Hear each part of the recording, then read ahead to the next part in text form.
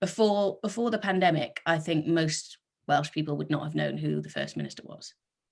So Welsh politics, for some people it did, but generally it just didn't play a big role in people's understanding of what was happening in their lives. And also, there's a lot of very neoliberal people in the Welsh Assembly, in Labour, who just haven't seized the chances that they do have to make people's lives better, and they haven't demanded more powers and things, because I think it's quite a comfortable position really to have limits over what you can do and be able to say, oh, our hands are tied whenever anything goes wrong.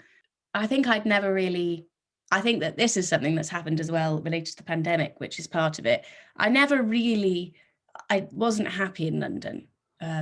I had some good friends and things, but as a city, it was just too big for me, I think. But there was a feeling amongst a lot of people that you kind of had to be there, that was sort of the center of things happening. And I think that the pandemic has shifted that for a lot of people who've moved home. And so their sort of sphere is turning to more local things. I'd actually come home in January because the election basically sent me into a mental breakdown, essentially. And it wasn't so much a conscious thing to get involved in Welsh things, but I just knew that I couldn't deal with electoral politics and internal Labour Party politics anymore, because it was just so unbelievably demoralising. And I kind of not very wisely foresaw everything that would happen, but I just didn't see a good way out or through what was coming for the Labour Party, and I just couldn't bear it. So I started sort of, I think just a few people I'd followed from Wales, things started popping up. I found a podcast called Desolation Radio, which I highly recommend if anyone wants a sort of insight into Welsh politics. And because I was the same, I was extremely ignorant about the Assembly and things. I just didn't really engage with it. And through that, I found Undod, which is the organisation I work with now, which is a radical movement for radical Welsh independence. So there's Yes Cymru in Wales, which is the same as Yes Scotland, which is a kind of broad church, single issue campaign. And Undod was founded sort of slightly in response to that, but also to be complementary as a fight for a socialist, internationalist, just, etc., Wales. So it's very much independence as a means to an end, rather than, I think because of the language thing in particular, there's more of a tension there's certain parts of there is that sort of slightly ethno-nationalist thing sometimes or historically has been in Welsh independence talk. So it's about very much moving away from that. The more I looked back over what had happened in the 2019 election, and in the 5 years Corbyn had been leader of the party, and particularly once the leaks came out, I just became convinced that firstly, he would never have been allowed to win. And even if he had somehow won, he would not have been allowed to govern, basically, and it would have collapsed. So yeah, that's sort of what motivated me to look elsewhere. People are very sick of sort of Westminster politics, and also quite a lot of people, particularly in the old sort of strongholds, are quite sick of Labour. And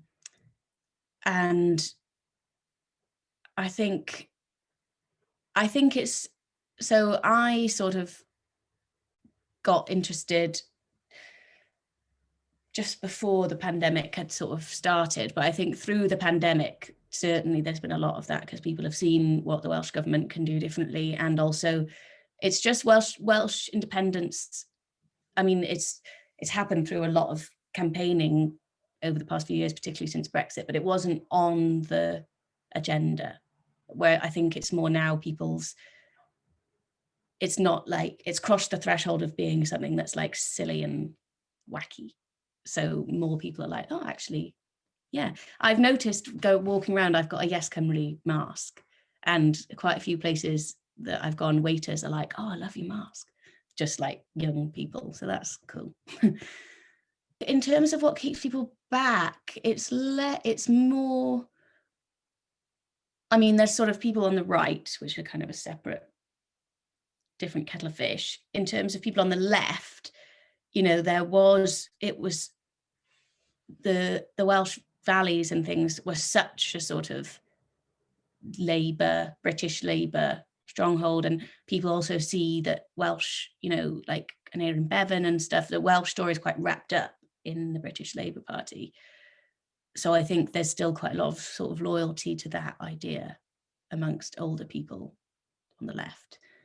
There's a big sort of embarrassing trend of people being like, we were the first colony, and I don't subscribe to that or compare them, but the literature of Wales does exhibit lots of post-colonial features in terms of which has been different in Scotland as well, the relationship to the lost language, and sort of feeling of inferiority that comes through and things. So there is that kind of feeling.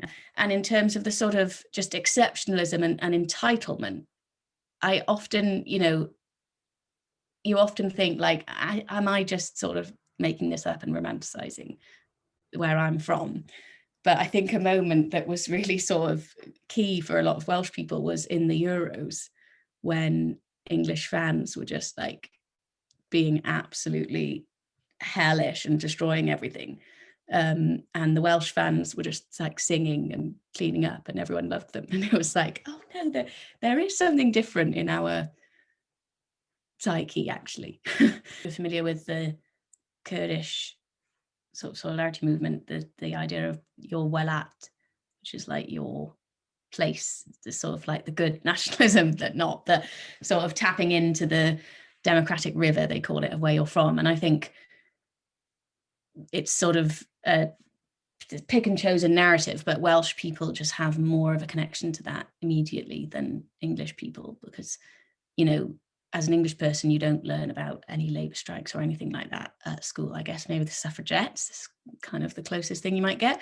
Whereas in Wales, we did learn about Tryweryn, we learned about Aberfan. I mean, I went to a Welsh medium school, so I'm not sure if it's exactly the same for everyone, but I think this sort of idea of a struggle where you are is more close to the surface in Wales. Undod means unity. But there's sort of at least three, well, if you count the sort of liberalism, another one, but at least three sort of revolutionary traditions in Wales. So the sort of anarchism and communism of the valleys and the industrial areas, the militant anti-empire Welsh language activism of the North and the West, and then the anti-imperialism and anti-racism of the docks, because Cardiff is one of the oldest multicultural cities in Britain. It's got a particular history because it was a massive coal port, that it wasn't a slave port. So lots of free African and other sailors who might have worked in Bristol settled in Cardiff.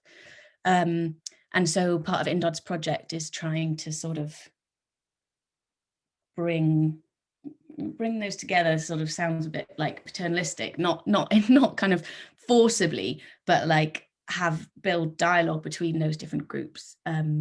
So there was a really successful event last week which was sort of sum this up exactly, about Wales's housing crisis, and it brought together the holiday home issue in North Wales, which is just completely spinning out of control in the pandemic, but has been a historic issue. There was what were they called? Can't remember what they were called, but there was a big movement of burning down holiday homes in the 70s and 80s, but it was sort of seen as a Welsh language issue. And then there's also a lot of gentrification going on in Cardiff, clearing out historically places where people of colour live, and then just also generally house prices and housing crisis and a massive unregulated private rental sector.